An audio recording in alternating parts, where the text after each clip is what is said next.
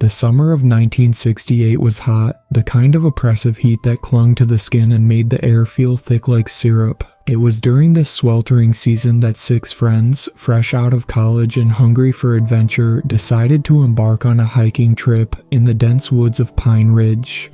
They were a close-knit group, bonded by years of friendship and an insatiable thirst for exploration. Little did they know that their journey would lead them into the very heart of darkness. The group consisted of Jake, the confident leader, Alice, the practical planner, Marco, the jokester, Lila, the quiet observer, Greg, the athlete, and Sarah, the free spirit. They had meticulously chosen Pine Ridge for its rugged beauty, with its towering pines, crystal clear streams, and the promise of breathtaking vistas. It was a place that whispered secrets, but they were too young and naive to heed the warnings. On the morning of July 1st, they set off with their backpacks brimming with supplies, granola bars, sandwiches, a map, and a compass. They laughed and joked, their voices echoing through the trees as they hiked deeper into the woods. The sun was bright, filtering through the leaves and casting dappled shadows on the forest floor. After several hours of hiking, they reached the edge of a vast clearing. In the center stood a massive stone outcrop, its jagged edges silhouetted against the sky. They decided it would be the perfect spot to set up camp for the night. As they settled down, they lit a fire, its flickering flames casting a warm glow against the encroaching darkness. As the sun dipped below the horizon, the forest came alive with the sounds of nature. Crickets chirped, and the wind rustled the leaves, creating an eerie symphony. It was then that Marco suggested they share ghost stories. Lila, typically shy, joined in, sharing tales of local legends, stories of lost souls wandering the woods, searching for peace. Her voice was barely a whisper, yet it seemed to echo in the stillness. "That's just a myth," Jake scoffed, trying to lighten the mood. "These woods are safe." But as the night wore on, a chill began to settle in the air. Sarah, who had been unusually quiet, shivered and suggested they turn in early. The group agreed, weary from the day's trek, and crawled into their tents, each lost in their own thoughts. In the early hours of the morning, Alice woke with a sense of unease. She glanced at her watch. 3:07 a.m. The fire had long since burned out, leaving the campsite in darkness. The only sounds were the rustling of leaves and the distant call of an owl. Unable to shake the feeling of dread, she crawled out of her tent and stepped into the cold night air. As she looked around, the world felt different, strange, almost alien. The moon hung high in the sky, casting an ethereal glow on the forest, illuminating the trees with an otherworldly light. But something was off. There was an unsettling stillness, as if the woods were holding their breath.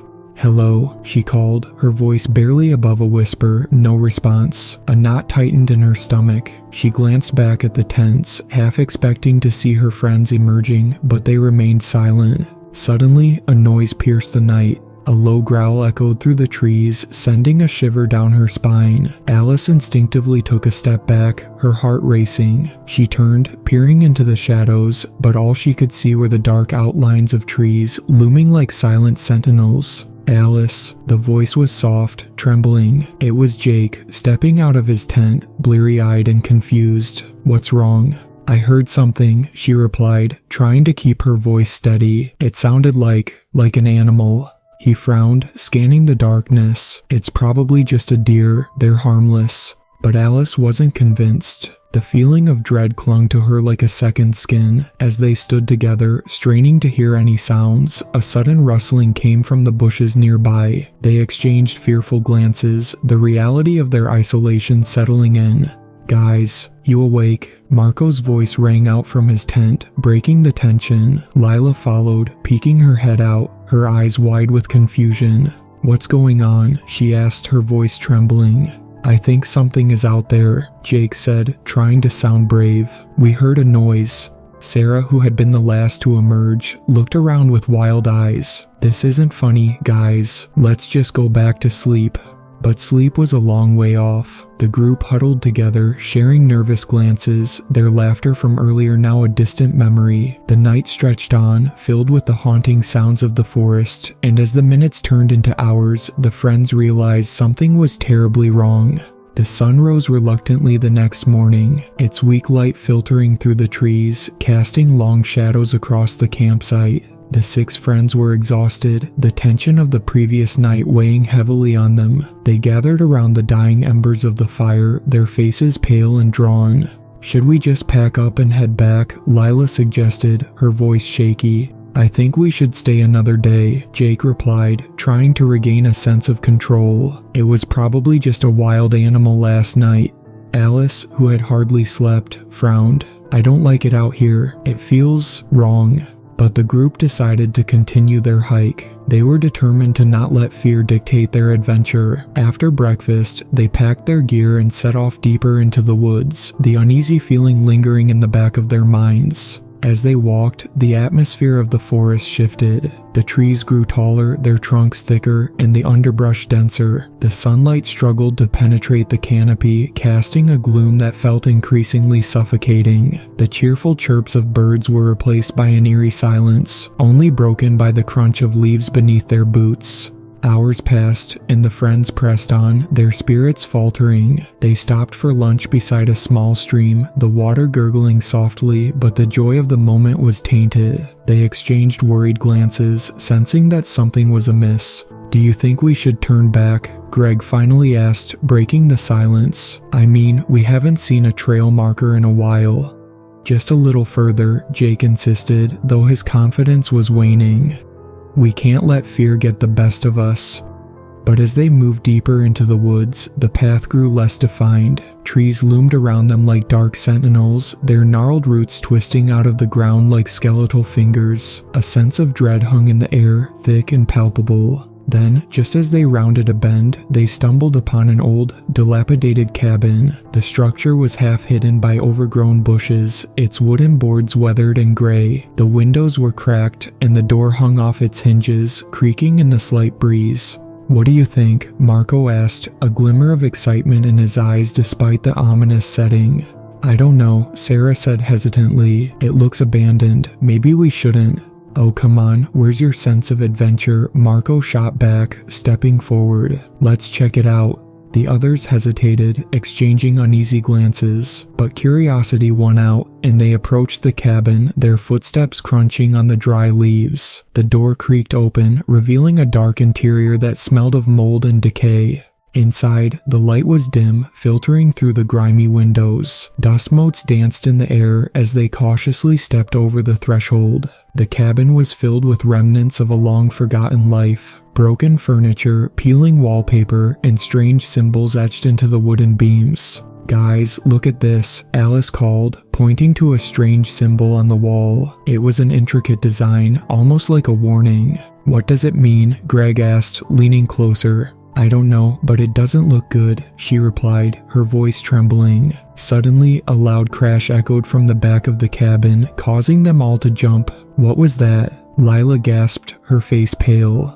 "Probably just an animal," Jake said, trying to sound brave, but his voice lacked conviction.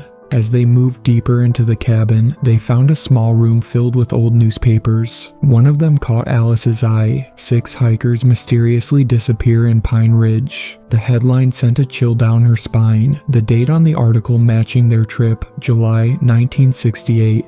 The article detailed the disappearance of 6 hikers, just like them, who had ventured into the woods and never returned. The authorities had conducted extensive searches but found no trace of the group. Alice felt a cold sweat break out on her forehead. "Guys, we should go, now," she urged, her voice rising in panic. But before they could turn to leave, the door slammed shut behind them, plunging the cabin into darkness. Panic erupted in the cramped space as the friends scrambled for the door, but it wouldn't budge. Jake pushed against it with all his might, but it was as if an unseen force held it closed. The air was thick with fear, and the shadows in the corners of the cabin seemed to twist and stretch, closing in around them. "Is there another way out?" Greg shouted, his voice strained. They frantically searched the cabin for windows or alternate exits, but every attempt to escape was thwarted by the oppressive darkness that enveloped them. Then, from the far corner of the room, they heard a whisper. It was faint but unmistakable, a voice calling out in a tone that sent shivers down their spines. "Help us." "Who's there?" Jake demanded, his voice trembling. The others huddled close, their eyes wide with terror. The whisper grew louder, more insistent. "Help us before it's too late. Get away from there," Alice shouted, pulling Jake back as he edged toward the sound. It could be a trap. But it was too late. As they retreated, the floorboards creaked beneath them, and the cabin trembled as if it were alive. The walls began to close in, and the air grew colder, a bone-chilling frost creeping into their bones. "Get out," Marco screamed, and with a surge of adrenaline, they all lunged for the door, throwing themselves against it. With a groan of wood, the door finally gave way, slamming open and spilling them out into the forest. They stumbled into the light, gasping for air, but the relief was short-lived. The forest was transformed. What had once felt like a place of adventure now loomed ominously around them. The trees towered higher, their branches intertwining, creating a thick canopy that blocked out the sun. Shadows danced at the edges of their vision, and an unsettling silence had fallen over the woods. "Where are we?" Lila whispered, her voice barely audible. "I don't know," Jake admitted, glancing back at the cabin. It had vanished, swallowed by the underbrush as if it had never existed. "Did we get turned around?" Sarah asked, trying to steady her breath. "I think we should head back to the last trail we saw," Greg suggested, though his voice lacked conviction. They began walking, each step feeling heavier than the last. Time seemed to distort, minutes stretching into hours as they moved through the oppressive forest. The air grew thick and humid, clinging to their skin, and an uneasy feeling gnawed at their minds. As they trudged onward, the whispers returned, echoing through the trees. "Help us, help us." "Did you hear that?" Marco asked, his eyes wide with fear. "Stop it, Marco," Alice snapped. "This isn't funny." But Marco wasn't joking. He looked around, his expression serious. "I'm not trying to scare you. I swear I heard something." The group fell silent, straining to listen. The whispers had faded, but were replaced by a low rumble, like distant thunder. It seemed to pulse through the ground beneath them, resonating in their bones. "Let's keep moving," Jake urged, breaking the tension. "We'll find the trail." As they pressed on, the forest grew darker. The trees twisted and bent, their branches reaching out like skeletal fingers. The sense of dread deepened, a heavy weight pressing down on their chests. They felt eyes watching them from the shadows, the woods alive with an unseen presence. Finally, they reached a small clearing, a rare patch of sunlight breaking through the canopy. The group gathered, trying to catch their breath. "We need to stick together," Jake said, his voice steadying. "We can't let fear take over." But as they stood there, a rustling in the underbrush caught their attention. The air grew still, and they turned toward the sound, hearts pounding in their chests. From the shadows emerged a figure, a man disheveled and wild-eyed, his clothes torn and dirty. "Please, you have to help me," he pleaded, his voice desperate. The group exchanged looks, torn between fear and compassion. "Who are you?" Alice asked, taking a cautious step back. "I'm one of them," he gasped, his breath coming in ragged gasps. "The hikers, they're not gone. They're still here. You have to run." Before they could respond, he collapsed to the ground, sobbing uncontrollably. The friends hesitated, unsure of what to do. "Why should we trust you?" Greg asked, his voice tense. The man looked up, fear in his eyes. "Because they're coming for you too. They won't let you leave." "What do you mean?" Jake pressed, but the man only shook his head. "Just go. Get out while you still can." Then, as if a switch had been flipped, the man's expression changed. His eyes went vacant, and he stood up abruptly. "It's too late for me," he said, his voice monotone. "But you can still escape. Just follow the path." Before they could react, he turned and vanished into the trees, leaving them shaken and confused. "What the hell just happened?" Marco exclaimed, his voice rising. "We need to go," Lila urged, her eyes darting nervously around the clearing. They hesitated only a moment longer before they turned and ran, the sense of urgency propelling them forward. The whispers followed them, echoing through the trees, urging them on. The forest became a maze, twisting and turning in on itself, branches grasping at their clothes like skeletal hands. They ran blindly, the pounding of their hearts drowning out the sound of their footsteps. The whispers grew louder, filling the air with a cacophony of desperate pleas. "Help us, help us." "We're not going to make it," Lila screamed, tears streaming down her face. "We're lost." "No, we can't give up," Jake shouted, forcing himself to focus. "We just need to find the trail." But the forest had other plans. The ground seemed to shift beneath their feet, the trees closing in around them. They stumbled and fell, their limbs tangled in the underbrush. Panic surged through them, but they fought to keep moving, determination mingling with fear. Finally, they burst into another clearing, but this one was different. A thick fog rolled in, obscuring their vision. The air was heavy with the scent of damp earth and decay. In the center of the clearing stood a stone altar, ancient and weathered, covered in dark stains that looked disturbingly like blood. "What is this place?" Sarah whispered, her voice trembling. "I don't know, but we shouldn't be here," Alice said, her eyes darting around the fog-filled space. "We need to keep moving." But as they turned to leave, the whispers returned, now louder and more insistent. "Stay, stay with us." A figure emerged from the fog, and they recoiled in horror. It was the man they had encountered earlier, but now his face was twisted in agony, his eyes hollow. "You can't escape," he rasped. "You're part of this now." "What do you mean?" Jake demanded, anger mixed with fear. "What did you do?" He stepped closer, and the ground seemed to pulse beneath their feet. "The forest needs sacrifices," he explained, his voice a chilling whisper. "Those who disappear become part of its dark heart, and it will not let you leave." Lila gasped, pressing her back against Greg. "This can't be happening." "Listen to me," the man pleaded. "You have to fight it. The forest will take you if you don't." Before they could react, the fog thickened, wrapping around them like a shroud. The whispers grew into a deafening roar, filling their minds with dread. "Help us, join us." In a frantic scramble, they turned and ran, but the ground shifted beneath them, roots reaching out to trip them up. They stumbled and fell, their breaths coming in frantic gasps as they fought to escape the nightmarish grasp of the woods. "Over there," Jake shouted, pointing to a flicker of light in the distance. They raced toward it, hope igniting in their chests as they broke through the trees and into the clearing beyond. But what they found was a scene straight out of a horror film. The ground was littered with bones, remnants of those who had come before them, lost in the forest's insatiable hunger. The light they had seen was a campfire, its flames flickering ominously. "No, no," Alice breathed, backing away in horror. As they stood frozen in fear, they realized they were not alone. Figures began to emerge from the shadows, lost souls, their faces twisted in anguish. The hikers who had gone missing decades ago. "Join us," they whispered, their voices a haunting echo of despair. "Run," Jake yelled, grabbing Alice's hand as they turned to flee once more. But the spirits reached out, their fingers brushing against their skin, chilling them to the bone. They burst through the trees, sprinting into the dense forest, the whispers echoing behind them, chasing them deeper into the dark. The ground became treacherous, roots snaring their feet as they ran, desperate to escape the grip of the forest. "I can't breathe," Lila cried, her voice rising in panic. "We have to get out." "We will, just keep moving," Jake shouted, determination fueling his steps. But the woods had other plans. With every turn they took, they found themselves lost in the maze of trees, the familiar paths they had walked now gone, replaced by twisted roots and dark shadows.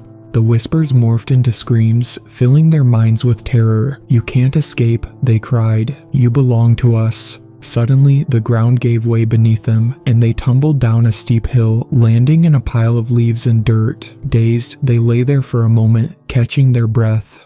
"Is everyone okay?" Jake asked, scanning their faces. They nodded, shaken but alive. As they stood, they realized they had landed at the edge of a vast, dark lake. The water was still and black, reflecting the twisted trees that surrounded it. A chill ran down Alice's spine as she peered into the depths, feeling an overwhelming sense of dread wash over her. "We need to find a way across," she said, her voice trembling. "There has to be a path." But as they searched for a way around the lake, the whispers returned, more insistent than ever. "Join us, join us." "Stop it," Marco shouted, covering his ears. "We need to stay focused." As they moved along the water's edge, the figures from before began to rise from the depths, their hands reaching out, pulling at the air. "Help us," they whispered. "You're one of us now." Jake felt a wave of nausea wash over him as he turned to face the group. "We can't let them take us," he said, desperation creeping into his voice. "We have to fight back." But the pull of the lake was strong, and with each step, they felt themselves drawn closer to the water's edge. The spirits beckoned, their hollow eyes pleading for release. In that moment of chaos, Lila stumbled, her foot catching on a rock as she teetered toward the lake. "No," Greg shouted, lunging forward to catch her, but the force of the spirits was overwhelming. "Help us," they cried in unison, their voices blending into a haunting chorus. With a surge of energy, Jake grabbed Lila's arm, pulling her back just as the water began to bubble and churn. The spirits wailed in frustration, their forms dissolving into the mist that hung over the lake. "We can't stay here," Sarah cried, her eyes wide with terror. "We have to find a way out." Desperate, they scanned the shore for any sign of hope. In the distance, a narrow path led away from the lake, disappearing into the trees. "Over there," Alice pointed, her voice filled with urgency. They sprinted toward the path, the forest closing in behind them, the whispers fading into the background. The narrow path wound deeper into the forest, the trees looming above them like dark sentinels. The further they went, the more the air felt charged with energy, a sense of foreboding that pressed against their chests. "Do you think we're getting closer to the exit?" Marco asked, glancing back nervously. "I hope so," Jake replied, trying to maintain a sense of optimism despite the dread that clung to them. "We just have to keep moving." As they pressed onward, the path twisted and turned, leading them deeper into the heart of the woods. The shadows lengthened around them, and the forest grew thicker, suffocating them in its grasp. Suddenly, they emerged into a small clearing, and in the center stood a stone monolith, ancient and covered in moss. Strange symbols adorned its surface, the same ones they had seen in the cabin. "What is this place?" Alice wondered aloud, her voice a whisper. "This is it." The man's voice echoed in their minds, the warning clear. "This is the heart of the forest." "What do you mean?" Greg asked, his pulse racing. "The altar demands a sacrifice," the man's voice intoned, haunting and cold. "You cannot leave without appeasing it." Fear gripped their hearts as they exchanged terrified glances. "What kind of sacrifice?" Lila asked, her voice trembling. "Someone must stay," the whisper echoed, resonating in their souls. "Only then can the rest escape." "No way," Jake shouted, shaking his head fiercely. "We're not leaving anyone behind." But the forest responded with a low rumble, the ground beneath them shaking. The whispers grew louder, pressing in on them, a cacophony of desperation and despair. "Someone must stay," they repeated, their voices a chilling chorus. "We can't do this," Sarah cried, backing away from the monolith. "We'll find another way." But the path had closed in around them, the trees shifting and moving, blocking any chance of escape. They were trapped in a nightmare of their own making, the forest demanding its due. "We can't let it take anyone," Marco shouted, his voice trembling with fear. Suddenly, an idea struck Alice. "What if we offered something else?" she suggested, her voice shaky but determined. "What if we gave it something that isn't a life?" The group fell silent, considering her words. "What do you mean?" Jake asked, his brow furrowed. "What if we offered something of ours, something that represents us?" she proposed, her eyes scanning the clearing for any sign of hope.